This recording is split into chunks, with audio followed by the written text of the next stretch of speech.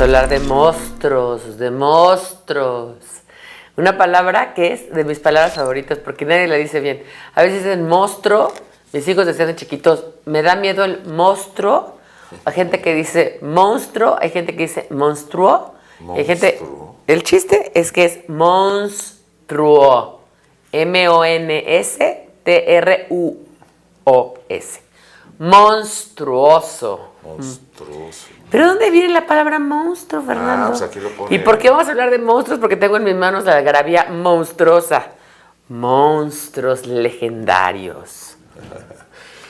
Pilar Montsioca Sicilia, Fernanda Montsioca Sicilia, hermanos monstruosos. Bueno, uno se va volviendo monstruo mientras más crece. Y mientras más se va viendo al espejo, se dice, ay, hello, stranger. Ya lo verán ustedes. Hello, stranger.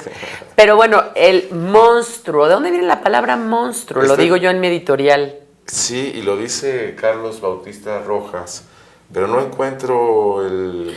Pues yo lo que les digo es que viene de admonere. Por ahí han oído la palabra admonición, ¿no? Admonición. Sí. Que quiere decir como cuando te previenen de algo. Admonere viene de justamente monstruo, que viene de monstere, quiere decir algo que te previene, una admonición, bueno, también podríamos llamarle un mal presagio.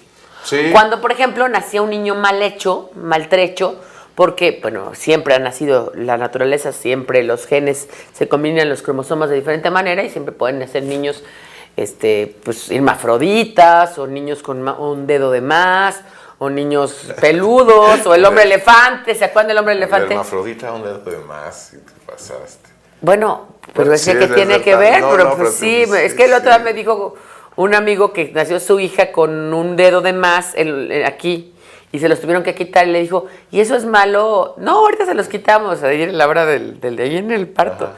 Dice, malo que hubiera nacido hermafrodita, por eso lo relacioné. Okay. Y vi una película justamente de un hermafrodita, que es súper interesante. Mira, dice Carlos Bautista Rojas, de monstruo, ser cuya figura o comportamiento es contrario a la naturaleza de la que proviene o muestra gran diferencia en comparación con los demás de su especie. Sí, o sea, alguien diferente, freak, algo diferente. 2. Alguien cuya maldad o fealdad es abominable. Nerón, has vivido como un monstruo, muere al menos como un emperador. Pero yo creo que eso ya es una segunda acepción. Son las 4 que pone. Persona de características extraordinarias, un monstruo de las matemáticas o del piano. Es monstruoso como lo hace, claro. O que es extremadamente grande, ¿no?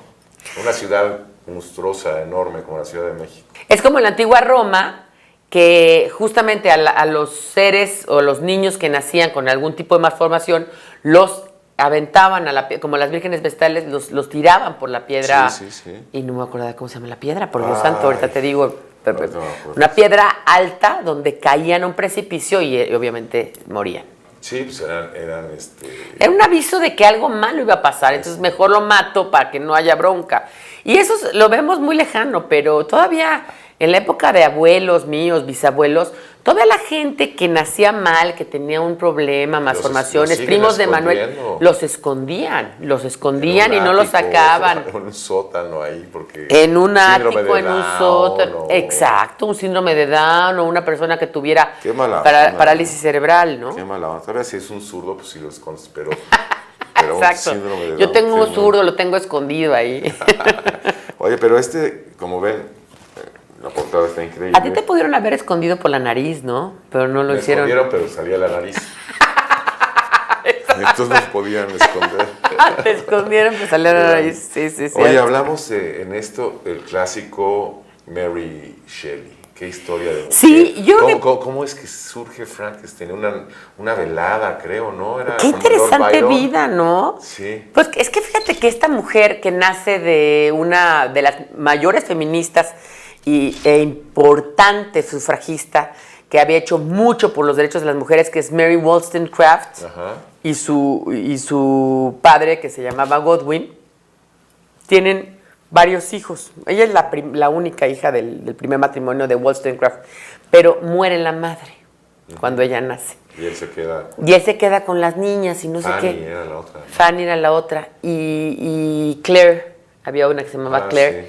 Sí. Y entonces pues jóvenes van por la vida, el papá era bastante culto, les enseña a leer, etcétera. Ella sabía mucho sobre literatura y se enamora de Percy B. Shelley, uno de los poetas más importantes del romanticismo, y este era muy amigo de Lord Byron y los invita a estar en la casa en el lago de Ginebra, en una casa que les habían prestado a Lord Byron. Y entonces están ahí en una noche oscura y tormentosa, ¿no? Y en esa noche oscura y tormentosa, contando historias de terror, dicen que quién de ellos, o sea, Lord Byron, Shelley y ella, podría haber creado la peor historia o podría crear la peor historia de miedo que dice ahí, que te pusiera los pelos de punta y no te dejara dormir. Entonces parece ser que ella, o la historia cuenta, que dicen que no es cierto porque es casi imposible, que ella escribió Frankenstein o el moderno Prometeo porque Prometeo fue el dios griego que desafió a los dioses tratando de crear vida. Ajá. Entonces el Víctor Frankenstein, que es el doctor que ella crea ese personaje, desafía a los dioses tratando de, él realmente vivía en Dinamarca, pero se va a vivir en Londres y empieza a sacar de los cementerios y las morgues de los anfiteatros pedazos de seres humanos y los junta.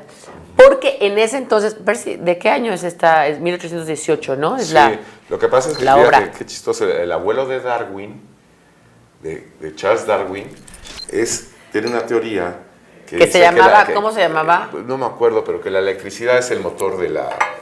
estamos en esta época donde estamos saliendo de las tinieblas y empezamos con las Yo te voy a decir cómo se llamaba. Con la ciencia, con esta nueva ciencia. Entonces dice que la energía, la electricidad, más que la energía, es el motor de todas las cosas vivas, ¿no? Ella ya había leído a No solamente Darwin, eso, señor Darwin, que ahorita les voy a decir el nombre, había sido muy amigo de su mamá.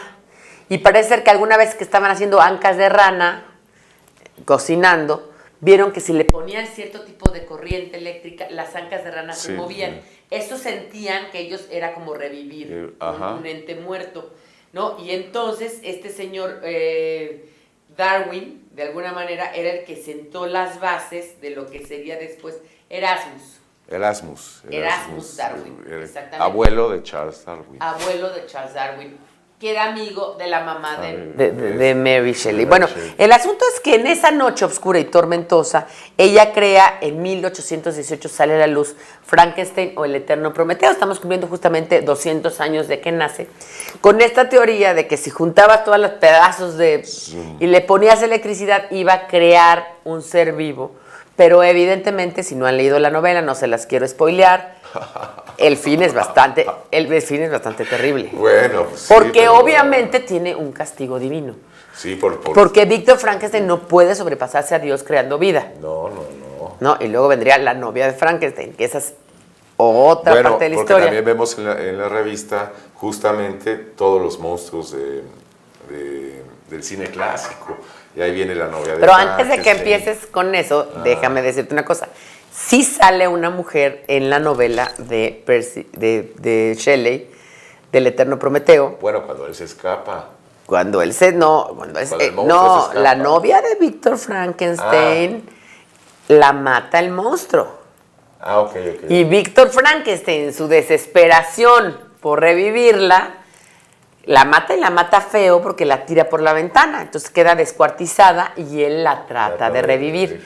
¿Y qué creen? Que se enamora del monstruo. Así, la novela de Frankenstein, el eterno Prometeo, ya trae esa historia. Es romanticismo. Yo creo, aquí lo pusimos, yo creo que Frankenstein sería la primera novela romántica per se, porque además está inaugurando el romanticismo. Es una novela, ella nace todavía del siglo XVIII, y el romanticismo, acuérdense, es toda la primera mitad del siglo XIX, ¿no? Entonces 1818 estaría como siendo la primera parte del romanticismo, y yo creo, y varios críticos, y lo pusimos también aquí en esta algarabía, que Bram Stoker's Drácula, esta gran novela epistolar también, que toda está hecha a través de cartas, no, también esta novela de Percy Shelley es de cartas, las dos son epistolares, son novelas que se escriben a través de las cartas. La carta que Viktor Frankenstein le manda a la novia, la carta que tal y tal y tal. Sí. Igual la de Bram Stoker, la carta que Jonathan Harker le manda a Mina, la de Mina al doctor Drácula y tal. Y su diario. El diario, etc. Sí, por ejemplo. Es la última novela romántica de 1898. Terminaría, digamos, un siglo de romanticismo en el arte. En la literatura, porque si tomamos en cuenta, por ejemplo, en la música, Beethoven nace en 1770. Entonces crea todo a principios del siglo XIX, ¿no? Todas sus grandes obras, que digamos que es el último clásico. Dicen que él es el último de los clásicos, el primero de los románticos, sí.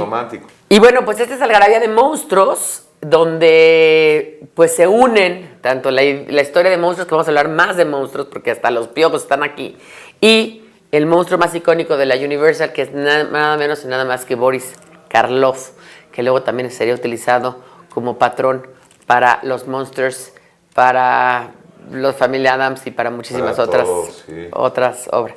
Aunque el doctor era Frankenstein, él no es Frankenstein. No, él es el monstruo de Frankenstein, el doctor era Víctor Frankenstein. Hay mucho que decir, se nos acaba el tiempo, esta es Algarabía Digital. Ay, nanita. Ay.